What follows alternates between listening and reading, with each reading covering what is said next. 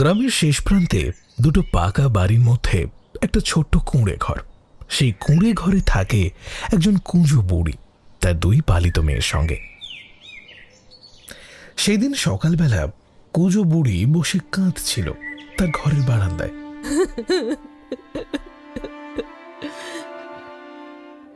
আমি কি এই দিন দেখার জন্য এত কষ্ট করলাম?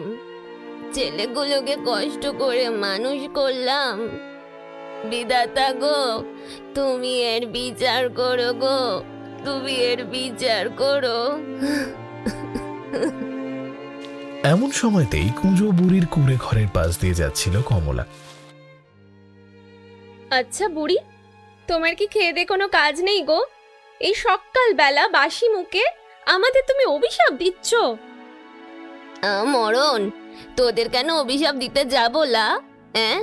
আমি বলেছি যে আমার সাথে যে এমন করেছে তার সাথে যেন ঠিক তেমনটাই হয়, আর এটা বিধাতা ঠিক করবে।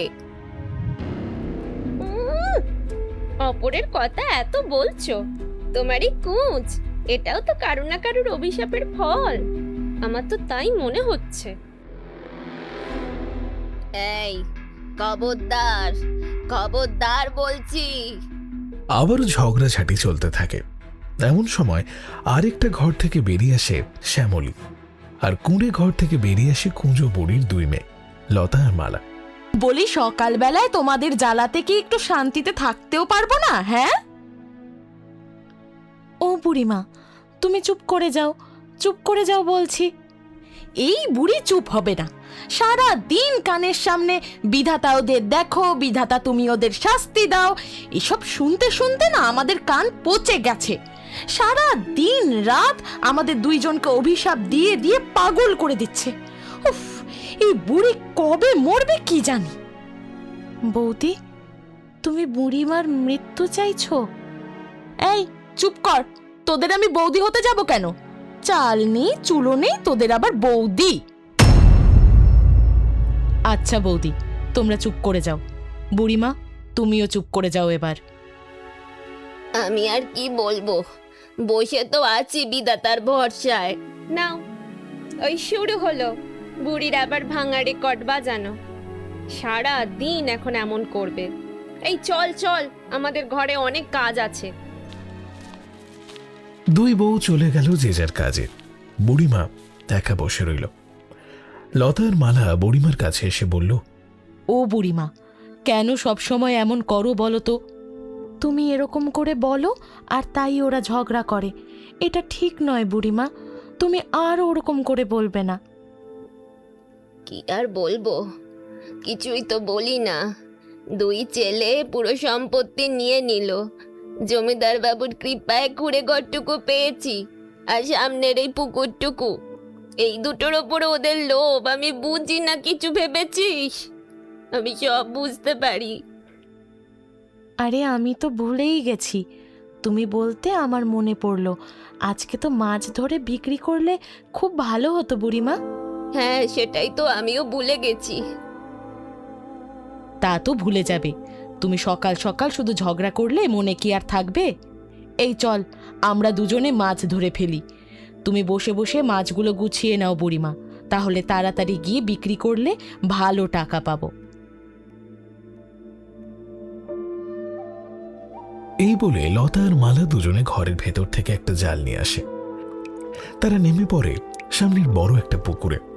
পুকুরে অনেক মাছ রয়েছে, তারা সেখান থেকেই মাছ ধরে, বুড়িমাকে দেয়। বুড়িমা পুকুর পাড়ে বসে একটা হাঁড়িতে মাছগুলো গুছিয়ে রাখে। আরে মালা, ওরে লতা রে, প্রচুর মাছ হয়েছে তোরে। এবারে মাছ বিক্রি করে অনেক টাকা পাবো, কি বলিস বল? হ্যাঁ বুড়িমা, বড় বড় মাছ হয়েছে। ভাবছি কি জানো, ওই পাড়ার জেলেদের বলে আসবো কালকে এসে পুরো পুকুরটার মাছ তুলতে।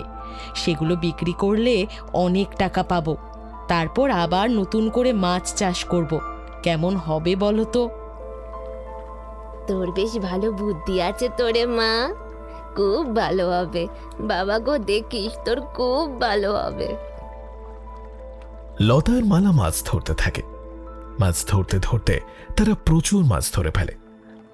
তারা যখন মাছ ধরছিল তখন কমলা আর শ্যামলী ঘরের আড়াল থেকে সবকিছুই দেখে। এত বড় মাছ পুকুরে, আমাকে কিছু একটা করতেই হবে। যাই আমি, দূর, ঘরে আমার এক গাদা কাজ পড়ে আছে, কাজ সারি গিয়ে। লতা আর মালা মাছ বিক্রি করতে চলে যায়। মাছ বিক্রি করে তারা বাজার করে আনে, ব্যাগ ভর্তি করে চাল, ডাল, সবজি ইত্যাদি। এইদিকে ততক্ষণে বুড়িমা ঘরে রাখা দুটো বড় মাছ কেটে মাছের ঝোল আর মাছের টক বানিয়ে ফেলে। কি গো বুড়িমা, রান্না করেছো? আরে করে রেখেছি রে, তোদের জন্য রান্না করে রেখেছি, আয় আয়। মালা আর লতা স্নান করে এসে খেতে বসে। গরম গরম ভাতে মাছের ঝোল আর মাছের টক দিয়ে তারা দুজনেই খেতে থাকে। কিরে, কেমন রান্না করেছি বলতো? ফাটাফাটি। এদিকে কমলা ঘরে বসে বসে অনেক কিছুই ভাবছিল। এমন সময় শ্যামল এসে সেখানে পৌঁছায়। ওগো, শুনছো? আজকে শুনলাম মায়ের ওই 2 পালিত কন্যা বাজারে নাকি অনেক টাকার মাছ বিক্রি করেছে। আমি জানি গো, জানি, আমি নিজের চোখে দেখেছি। ওরা এক জাল ভর্তি করে মাছ তুলেছে, সে যে অনেক অনেক অনেক মাছ গো। পুকুরটা যদি পেতাম গো, তাহলে আরো কিছু টাকা হতো। জমিদারকে হাত করে পুকুরটা নিতে পারবে না? তার জন্য তো অনেক টাকা লাগবে। যা টাকা লাগে আমি দেব, শুধু তুমি একটা কাজ করো না, ওই পুকুরটা আমার চাই। একবার টাকা দেব আর প্রতি বছর এমন মাছ পাবো। ভেবে দেখো কত বেশি লাভ হবে আমাদের। এই বলে কমলা ঘরের ভেতর উঠে গিয়ে গয়নার বাক্স থেকে গয়না বার করে দেয়। এই গয়নার বদলে পুকুরটা আমাদের নামে লিখে নেবার ব্যবস্থা করতে হবে। ওইদিকে বুড়ির ছোট ছেলে অজিত ঘরে বসে হিসেব করতে থাকে। এবার আমার অনেক টাকা লস হয়েছে, ভালো ফসলও ফলেনি। আমার যে টাকার খুব দরকার, না হলে পরের বারে চাষ করতেই তো পারবো না। টাকা লাগবে, যাও না মায়ের কাছে যাও। মা আজকে অনেক টাকার মাছ বিক্রি করেছে আর শুনেছি অনেক টাকা পেয়েছে। 2 দিন পর পুকুরের পুরো মাছ বিক্রি হবে। তাহলে তো মায়ের কাছে এক্ষুনি যেতে হয়। অজিত আর শ্যামলী আস্তে আস্তে ঘরের বাইরে বেরিয়ে আসে। তার মায়ের কাছে যায় তারা। কুঁজো বুড়ি তখন বিছানায় বসেছিল। হঠাৎ বাড়ির বাইরে ছেলের আওয়াজ শুনতে পেয়ে বেরিয়ে আসে সে। মা, ও মা, মা। কি হয়েছে বলো তো? কি দরকার বাপু? দরকার ছাড়া তো আমার কাছে কেউ আসে না কো। আমার কিছু টাকার দরকার মা। তা তো হবেই, টাকার দরকার তো পড়বে। আর টাকার দরকার হতেই তো আমার কথা মনে পড়েছে, তাই তো? আসলে ব্যবসায় অনেক লস হয়েছে, আর শুনলাম তুমি তো মাছ বিক্রি করলে। শোন, অনেক কষ্ট করে মাছ চাষ করেছি আমি, অনেক কষ্ট করেছি। তোদের বাঘ কেন দেব রে?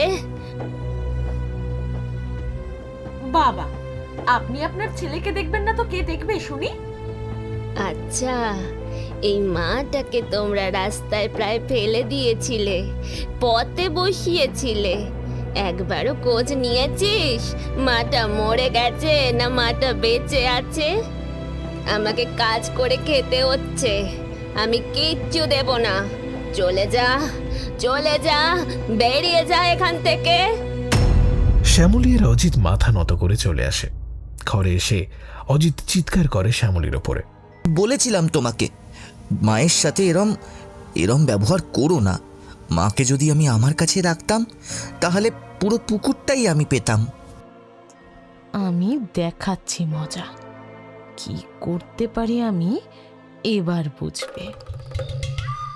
সেদিন রাত্রিবেলা বাড়ির সকলে যখন ঘুমিয়ে পড়েছে, হঠাৎ পুকুর পাড়ে ঘোমটা দিয়ে একজনকে দেখতে পাওয়া যায়। সে আস্তে আস্তে পুকুর পাড়ের দিকে এগিয়ে যায় আর পুকুরে এক বালতি জল ফেলে দেয়।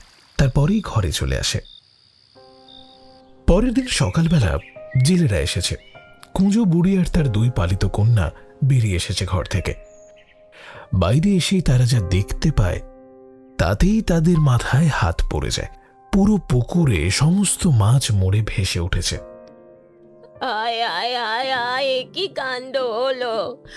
আয় আয় আয়, কি কাণ্ড হলো গো! আয় আয়। কি কাণ্ড!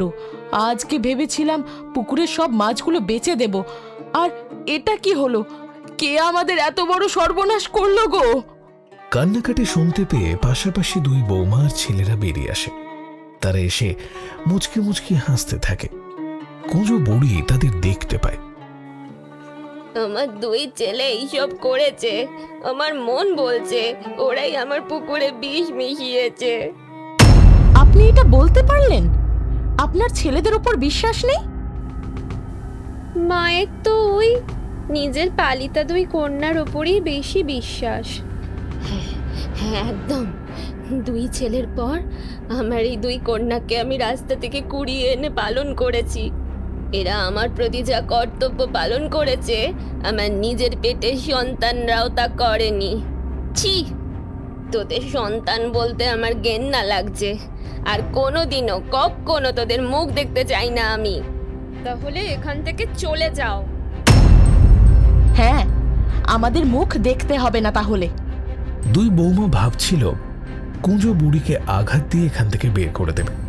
বুড়ি চলে গেলে বুড়ির বসত বাড়ির জমি আর পুকুর তারা পাবে। কিন্তু বুড়ি ছিল খুব চালাক।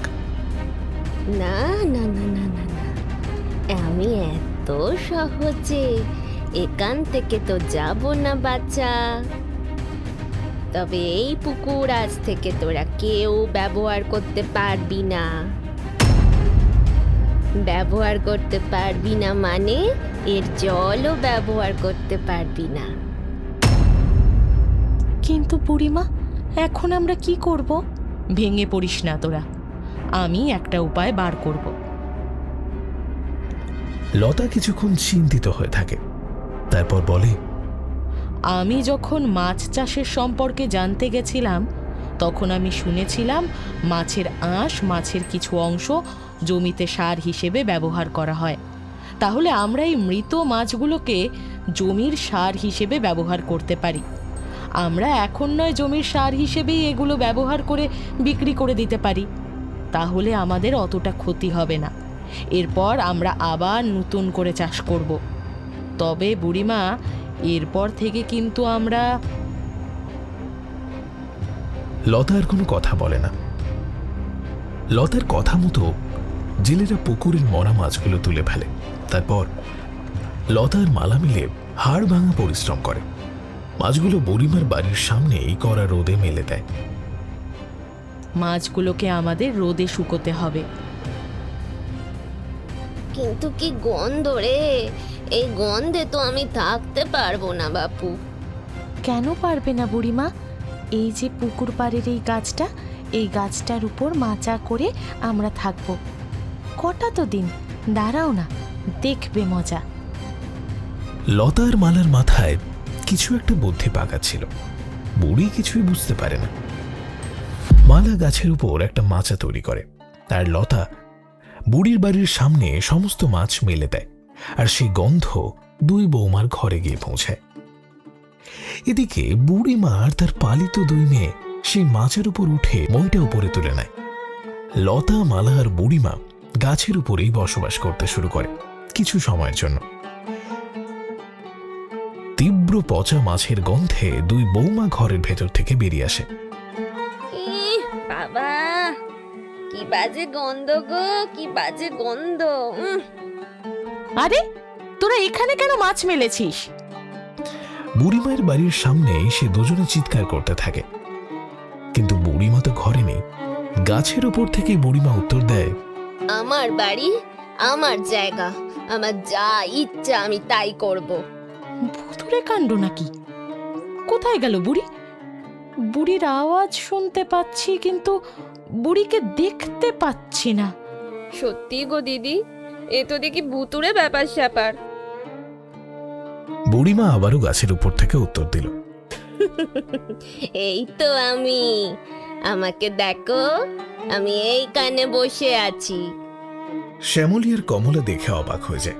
বুড়িমা গাছের উপর বসে থাকে। এইদিকে কমলা আর শ্যামলী যতই বলুক, বুড়িমা কিছুতেই বাড়ির সামনে থেকে মাছ সরাতে চায় না।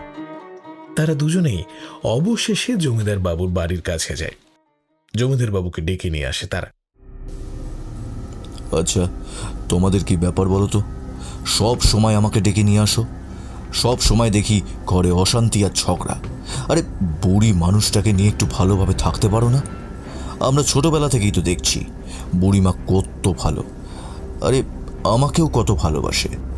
তোমরা কি না নিজের মাকেই দেখতে পারো না? যত সব।